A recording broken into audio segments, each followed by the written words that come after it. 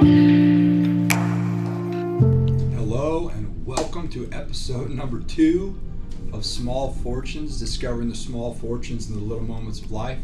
My name is Brian Schooley. If you're tuning in for the second time, God bless you. Welcome. Thank you for watching the first one. If you're tuning in for the first time, I'll give you some insight as to what this is. I enjoy Chinese food. I enjoy Asian food, Vietnamese, Thai, anything that comes with a fortune cookie.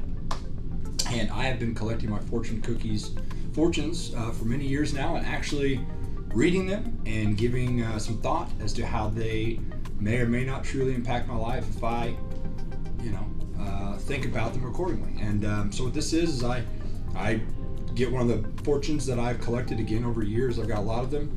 Pair it with a Bible verse, and then just discuss my feelings on it. Again, this is ultimately something for myself to express some of the thoughts and feelings in my mind and in my heart as it pertains to my life.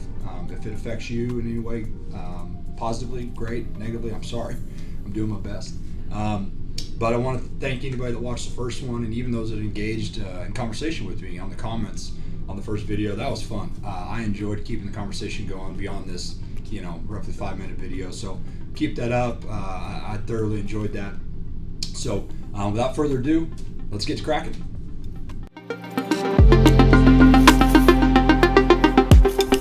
All right, we're going to throw up fortune number 2 on the screen there for you. A small act of charity will go a long way.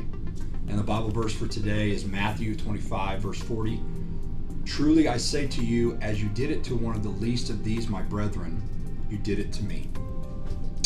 Charity sometimes is difficult. Charity to those that we think are lower than us or lesser than us, or who've made bad decisions in their life, whatever it may be, we feel that they are not the same. They are lesser than. And I think that my takeaway from this fortune, this verse today, is we don't know what truly has led to somebody to where they are currently. We don't know the mistakes that they may have made, or the mistakes that have been made that they've been victimized by. So what I try, and it's hard, don't get me wrong. My mother, God bless her, she would take in every stray, be it an animal or a human, that needs it. She's got a heart of gold in that sense, and I find that difficult. I struggle with that, and I'm aware of it, and I'm working on it. I promise, Mom. But so as such, I think that charity, in those big moments when it's difficult, makes you out of your comfort zone. It makes people just shy away from charity in general. They see it as, well, I don't want to let this homeless person into my home or into my vehicle, or I don't want to give them money because I don't want them to see how much money I have in my wallet. Those are real fears and concerns. But I ask you to think of charity in this way. It doesn't have to be the homeless person, the poor, the hungry, the sick. It could be the person in your neighborhood. It could be the person in your home.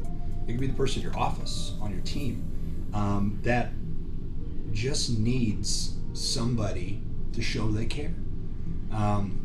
As a coach, I'm blessed to coach my kids' teams, and my teams are not loaded with college athlete scholarship talent. There are some kids on my team that have been overlooked.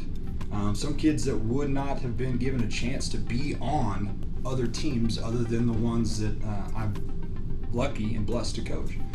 That does not mean that they don't have potential. That does not mean that they aren't great people. It just means that somebody has shortchanged them for one reason or another. And I think we often do that when we see somebody. It's like, oh, you're not as good as me. You're not the same as me. You are different, so you must be lesser than. And I think that is a folly of, I think, human nature. Again, I feel I've done that many times in my life, and I'm trying to rectify that. But I think that if we look at it as a small act of charity, it does not have to be monetary. It doesn't have to be tons of time. It doesn't have to be truly stepping out of your comfort zone. But what it does need to be is seeing the person as God sees them, as a child of God, as Jesus asks us to be charitable to those who need it. And that's it. That's all. No reason other than it's what is right. It is what we're called to do. We're called to be servants. to others. And I think if we live a life of service, it doesn't matter in what form it comes in. It could be helping somebody that fell. It could be picking up a piece of trash off the ground. It could be giving money to a homeless person at the off ramp of a highway. It could be giving them a warm meal. It could be giving them socks. It could be taking out the trash at your home or your office when you feel it's always you that has to do it. But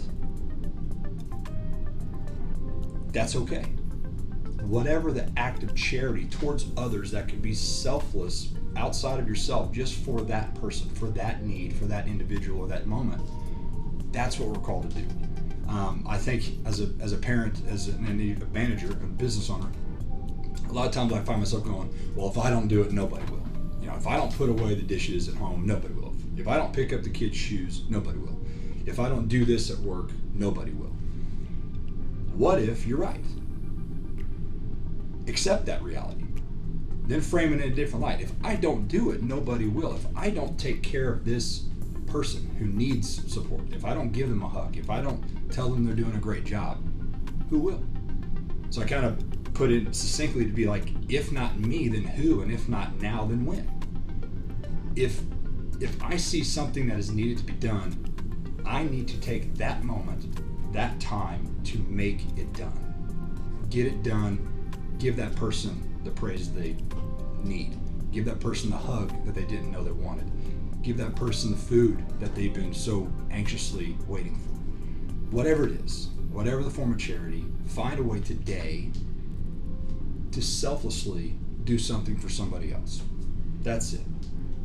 And as selfless as that may be, selfishly, it will do you wonders. I try to do it every single day. I try to live life like my mom, who can see beauty in the oddest of places. Not all of us are given that gift, but I ask you today, take a small moment of your day to do a small act of charity for somebody, anybody, and it'll be amazing. That's my take on it for today. Again, thank you for tuning in. If you liked it, subscribe, share, comment. This is number 2. I'm hopeful for number 3. But again, thank you for going along this journey with me. And again, I just ask, discover the small fortunes in the little moments of life, and it'd be amazing. Take care, everybody.